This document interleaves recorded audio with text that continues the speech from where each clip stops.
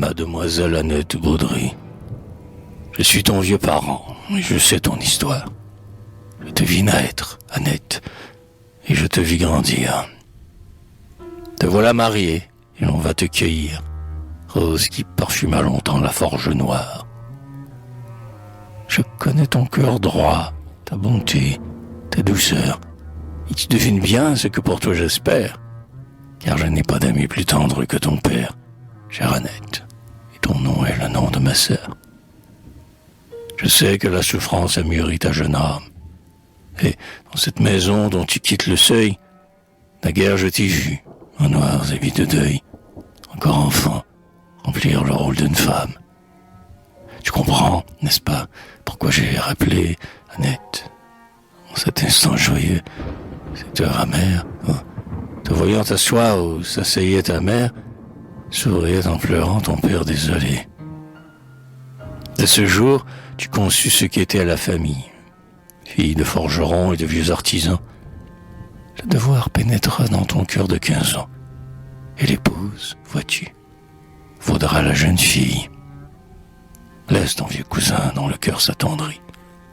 Dire au jeune homme heureux qui t'a conduite au temple qu'un siècle de travail, d'honneur, de bon exemple sont la dot, la noblesse et l'orgueil des Baudry.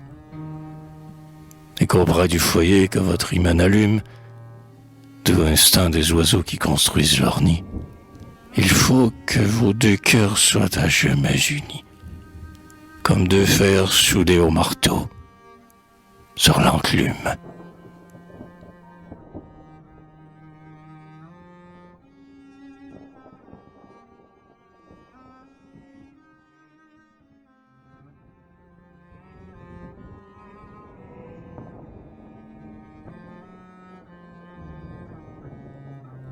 Dans la maison mûre par les livres couverts, le cher aïeul défunt, bien souvent, me fit fête. Le père me témoigne une amitié parfaite.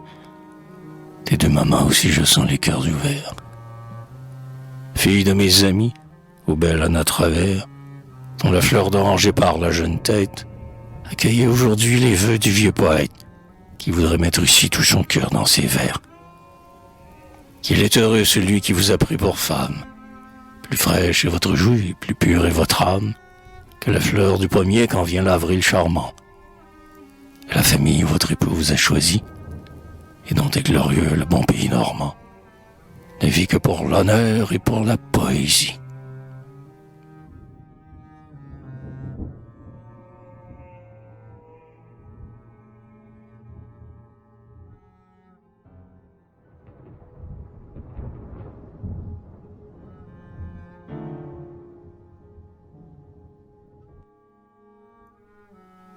Pour Jeanne Lemaire, le jour de son mariage. Poète de 20 ans, je t'ai vu au berceau. Qu'elle est loin, la chanson du passant Sylvie, que de feuilles tournées du livre de ma vie, celui de ce jour lirai-je le verso.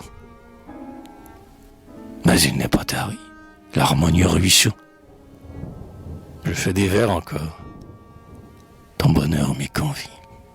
Accepte, en ton avril d'amour, enfant ravi, mes fleurs de la Toussaint, mon dernier chant d'oiseau. Que de jours envolés, que de saisons enfuies, te voici femme, au bras d'un époux tu t'appuies, l'oranger symbolique orne ton jeune front. Et c'est un sentiment très doux qui me pénètre, en t'offrant, Jeanne, ainsi qu'aux fils qui te naîtront. Les vœux ardents du vieil ami qui te vit naître.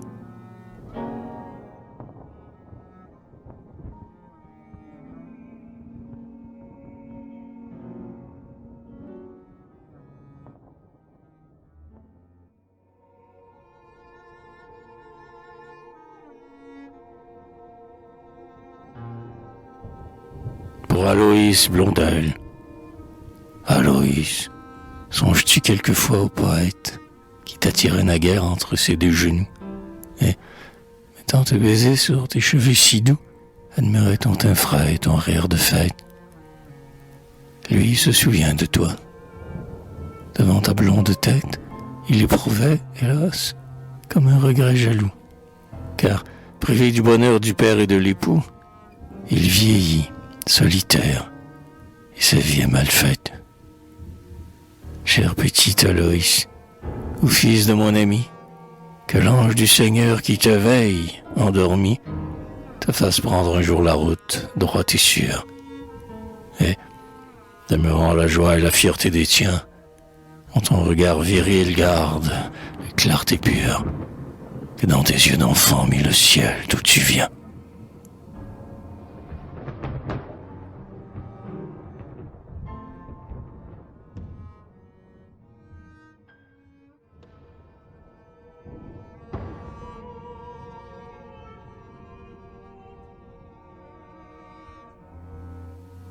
Portrait de Mademoiselle Sabine Graulus-Durand, par son père. Près du grand livrier d'Écosse, tout en velours et satin gris, l'enfant, qu'on devine précoce, ouvre sur vous ses yeux surpris. Elle est si jeune, tout lui semble, comme elle, charmant, pur et beau. Une rose qui lui ressemble s'épanouit de son chapeau. Et ses mignonnes jambes nues, hors de leurs petits bas soyeux, sont, dans leur grâce ingénue, aussi naïves que ses yeux. Comme son existence s'enfuit, n'a pas un souvenir troublant, elle est confiante et s'appuie au collier du chien noir et blanc. Et devant l'air bon et prospère du petit modèle enchanté, on sent combien l'artiste père adore son enfant gâté.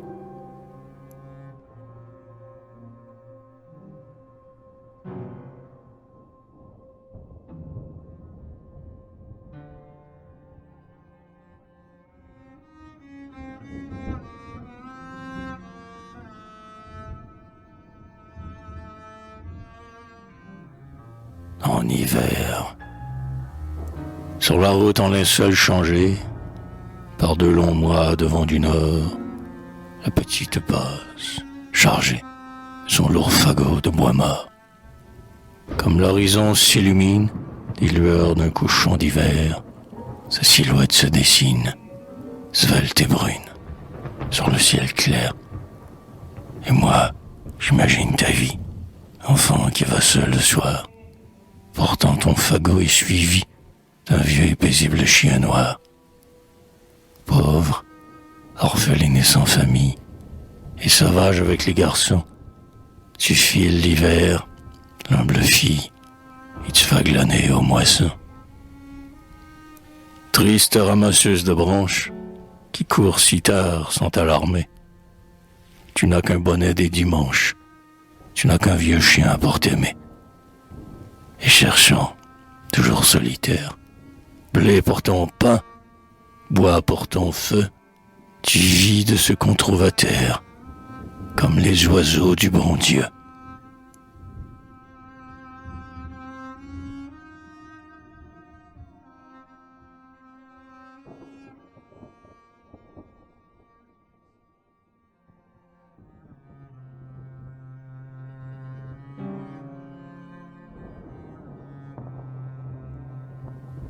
Chose vue sur le grand chemin.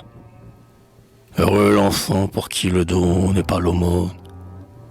L'été flambe, le blé mûrit, la plaine est jaune. Une enfant raillon, pieds nus sur le chemin, accueillit des bleuets qu'elle tient de la main. Elle a 4 ans, on la laisse errer sur la route. Mendiante, non pas, mais bien pauvre. Mais sans doute, chez elle, on est souvent sans père à la maison. L'enfant n'y songe pas. C'est la belle saison. Elle est libre. Ses pieds, dans la poussière ardente, ont chaud. Elle accueille des fleurs. Elle est contente. Et, près des peupliers dont tremble le rideau, elle marche. Bercée au trot de son landau, une dame, à côté de sa petite fille, est prise de pitié pour l'errante en guenille et veut semer un peu de bonheur en passant. Halte un instant, cocher. La petite descend et présente une louée l'enfant de minuit. Tous deux ont 4 ans. L'ignorance ingénue qui vit dans leurs yeux clairs, ne peut encore savoir le sens de ces deux mots, donner et recevoir, ni que la charité contient un peu d'offense.